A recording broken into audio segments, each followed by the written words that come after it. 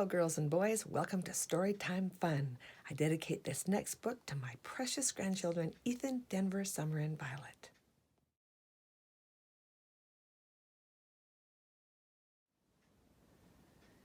Today's story is called Fumble The Bumble-Bee by Judy Kaz. Once upon a time, there was a baby bumblebee. Fumble was her name. She was as cute as can be. She lived with her family under a rock in the underground nest on Bumblebee Block. One sunny day, Big Sister Bee said, "Fumble Bumble, are you still in bed?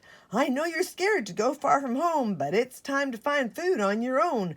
I'll show you how. Please follow me now. Stay close, little bee, and watch carefully."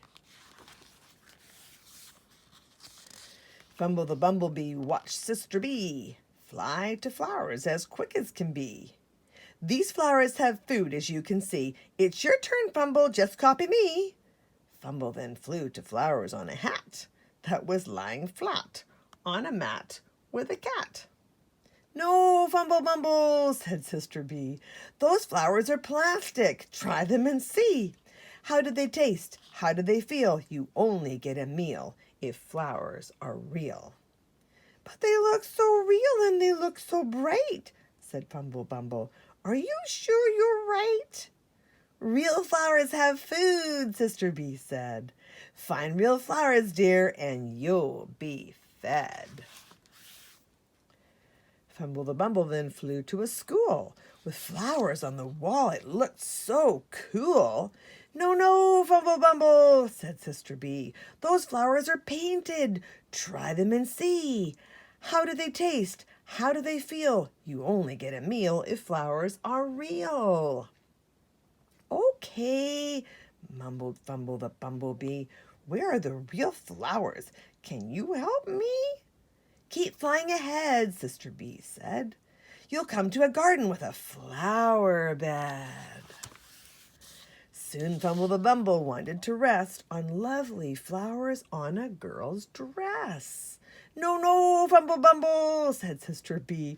"Those flowers are printed. Can't you see? How do they taste? How do they feel?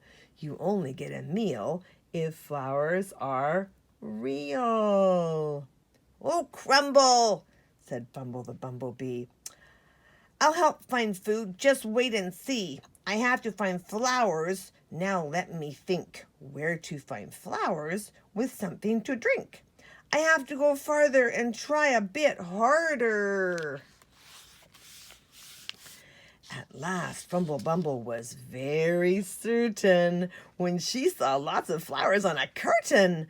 "No, no, Fumble Bumble," said Sister Bee. "Those flowers aren't real. Try them and see. How do they taste? How do they feel? You only get a meal if flowers are real."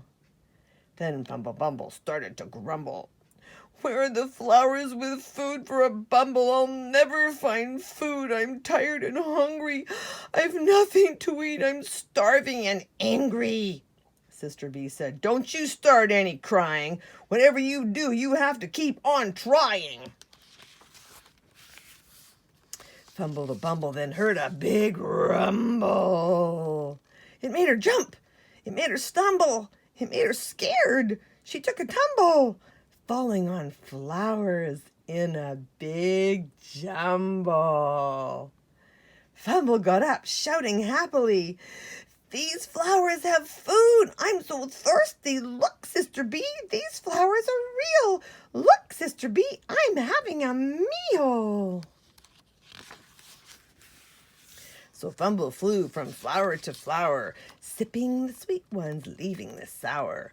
"Well done, Fumble Bumble," said Sister Bee.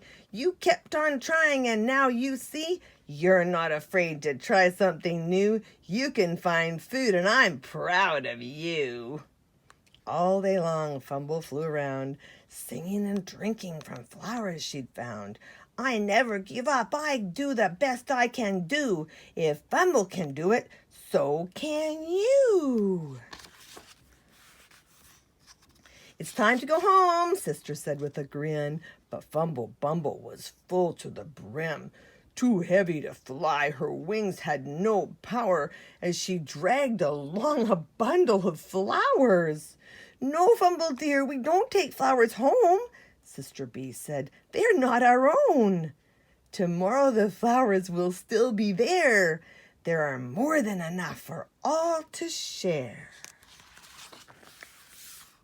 Fumble Bumble had to leave the bundle.